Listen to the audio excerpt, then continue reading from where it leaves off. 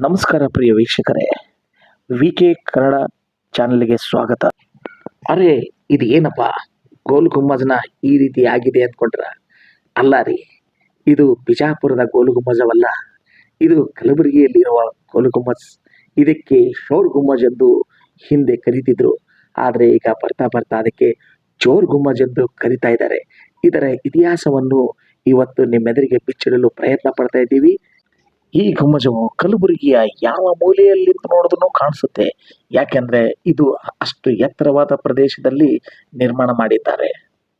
ಈ ಗುಮ್ಮಜದ ಹಿಂದೆ ಏನು ಇತಿಹಾಸವಿದೆ ನೋಡೋಣ ಬನ್ನಿ. ಕಲಬುರಗಿಯ ಶೋರ್ ಗುಮ್ಮಜ್ ಒಂದು ಐತಿಹಾಸಿಕ ಸ್ಮಾರಕವಾಗಿದೆ. ಇದನ್ನು ಶೋರ್ ಗುಮ್ಮಜ್ ಎಂದು ಕರೆಯುತ್ತಾರೆ. ಇದು ಕಲಬುರಗಿ ಕೋಟೆಯ ಹತ್ತಿರದಲ್ಲಿದೆ. ಈ ಸ್ಮಾರಕ ಇತಿಹಾಸ ಮತ್ತು ವಾಸ್ತುಶಿಲ್ಪ ಬಗ್ಗೆ ಮಾಹಿತಿ ತಿಳಿಯೋಣ ಬನ್ನಿ.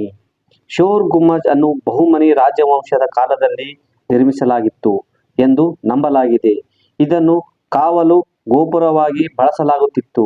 ಶತ್ರು ಸೈನ್ಯದ ಸಮೀಪಿಸುತ್ತಿರುವುದನ್ನು ಎಚ್ಚರಿಸಲು ಸೈನಿಕರಿಗೆ ಶಬ್ದ ಮಾಡುವ ಮೂಲಕ ಬಳಸಲಾಗುತ್ತಿತ್ತು. ಆದ್ದರಿಂದ ಇದಕ್ಕೆ ಶೋರ್ ಗುಮ್ಮಜ್ ಅಥವಾ ಶಬ್ದದ ಗುಮ್ಮಟ ಎಂಬ ಹೆಸರು ಹೇಳಲಾಗುತ್ತಿತ್ತು.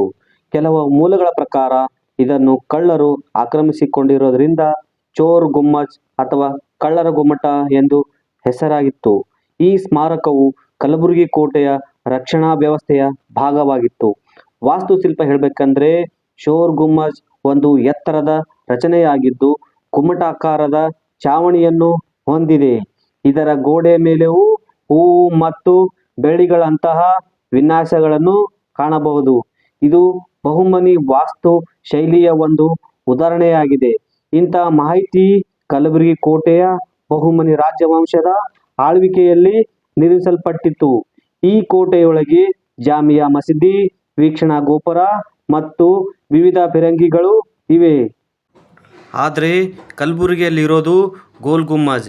ವಿಜಯಪುರದ ಗೋಲ್ ಗುಮ್ಮಜ್ 7 ಬಾರಿ ಪ್ರತಿಧ್ವನಿಸಿದ್ರೆ ಈ ಕಲಬುರಗಿಯ ಗೋಲ್ ಗುಮ್ಮಜ್ 16 ಬಾರಿ ಶಬ್ದವನ್ನು ಪ್ರತಿನಿಧಿಸುತ್ತದೆ. ಸಾಮರ್ಥ್ಯ ಕೂಡ ಹೊಂದಿದೆ. ಆದರೆ ಇಚ್ಛಾಶಕ್ತಿಯ ಕೊರತೆ ಕಾರಣ ಕಲಬುರಗಿಯ ಈ ಗುಮ್ಮಜ್ ಈಗ 2-3 ಬಾರಿಯಷ್ಟೇ ಶಬ್ದವನ್ನು ಕೇಳಿಸುತ್ತಿದೆ. ಅಲ್ಲದೆ ಜಗತ್ತಿನ ಮೊಟ್ಟಮೊದಲ ಪ್ರತಿಧ್ವನಿಸುವ ಗುಮ್ಮಜ್ ಎಂದು ಇತಿಹಾಸ ದಾಖಲಾಗಿದೆ. 14ನೇ ಶತಮಾನದಲ್ಲಿ ಕಲಬುರಗಿಯನ್ನು ಆಳಿದ ಬಹುಮನಿ ಸುಲ್ತಾನರು ಈ ಗುಮ್ಮಜ್ ನಿರ್ಮಿಸಿದರು. ಇದರ ಹೆಸರು ಶೋರ್ ಗುಮ್ಮಜ್. ಶೋರ್ ಎಂದರೆ ಪ್ರತಿಧ್ವನಿಸು ಎಂದರ್ಥ. ಆದರೆ ಸ್ಥಳೀಯವಾಗಿ ಜನರು ಬಾಯಲ್ಲಿ ಚೋರ್ ಗುಮ್ಮಟ ಅಂತಲೇ ಪ್ರಸಿದ್ಧ ಪಡೆದಿದೆ. ಇನ್ನೊಂದು ಅಚ್ಚರಿ ಅಂದ್ರೆ ವಿಜಯಪುರದ ಆದಿಲ್ ಶಾ ಕಾಲದಲ್ಲಿ ನಿರ್ಮಾಣವಾದ ವಿಶ್ವವಿಖ್ಯಾತಿ ಗೋಲ್ ಗುಮ್ಮಜ್ಗೂ ಕಲಬುರಗಿಯ ಶೋರ್ ಗುಮ್ಮಜ್ಗೂ ಸ್ಫೂರ್ತಿಯಾಗಿತ್ತು ಅಂತ ಇತಿಹಾಸಕಾರರು ಅಂದಾಜಿಸಿದ್ದಾರೆ. ಇಂತಹ ಅಪರೂಪದ ಶೈಲಿ ಬೇರೆಲ್ಲೂ ಇಲ್ಲ. ಕಲಬುರಗಿಯ ಯಾವುದೇ ರಸ್ತೆಯಿಂದ ನಗರಕ್ಕೆ ಪ್ರವೇಶಿಸಿದರೂ ಶೋರ್ ಗುಮ್ಮಜ್ ಕಾಣಬಹುದಾದ ಏಕೈಕ ಗುಮ್ಮಜ್ ಚೋರ್ ಗುಮ್ಮಜ್. ಇಂತಹ ಅಪರೂಪದ ವಿನೂತನ ತಂತ್ರಜ್ಞಾನದೊಂದಿಗೆ ಶೋರ್ ಗುಮ್ಮಜ್ ನಿರ್ಮಿಸಿದ್ದಾರೆ. ಹೆಗ್ಗಳಿಕೆ ಕೂಡ ಬಹುಮನಿ ಸುಲ್ತಾನರಿಗೆ ಸಲ್ಲುತ್ತದೆ. ಸಾಮಾನ್ಯವಾಗಿ ಈ ಗುಮ್ಮಜ್ 4 ಮೂಲೆಗಳ ಮಿನಾರ್ ಕಟ್ಟುತ್ತಾರೆ.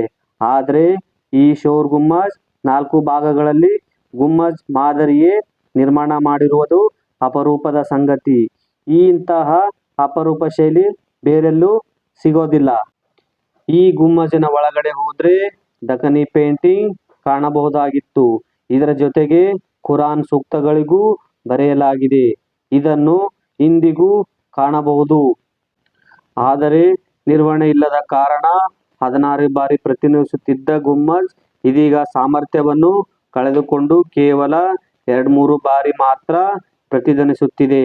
ಈ ಒಟ್ಟಿನಲ್ಲಿ ಇಚ್ಛಾಶಕ್ತಿ ಕೊರತೆ ಕಾರಣದಿಂದ ಜಗತ್ತಿನ ಮೊಟ್ಟ ಮೊದಲ ಪ್ರತಿಧ್ವನಿಸುವ ಗುಮ್ಮಜ್ ತನ್ನ ಅಂದ ಚಂದ ಎಲ್ಲವನ್ನು ಕಳೆದುಕೊಂಡು ಇತಿಹಾಸ ಪುಟಗಳಷ್ಟೇ ಸೀಮಿತವಾಗುವ ಆತಂಕದಲ್ಲಿದೆ.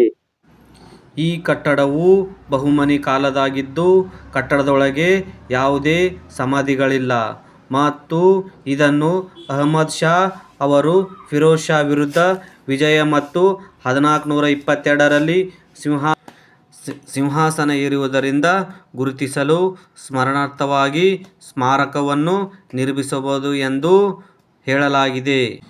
ಇದು ಕಲಬುರಗಿಯ ಕೋಟೆಯ ಪಶ್ಚಿಮಕ್ಕೆ ಒಂದು ಗುಡ್ಡದ ಮೇಲೆ ನೆಲೆಗೊಂಡಿದೆ.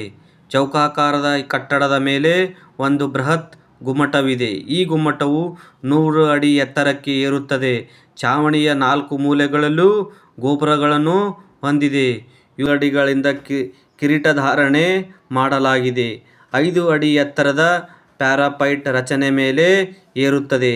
ಗೋಡೆಗಳು ಕಮಾನುಗಳು ಕೆತ್ತಲಾಗಿದೆ. ಪ್ರತಿ ಗೋಡೆ 2 ಅಂತಸ್ತುಗಳಲ್ಲಿ 10 ಕಮಾನುಗಳ ಜೋಡಿಸಲಾಗಿದೆ.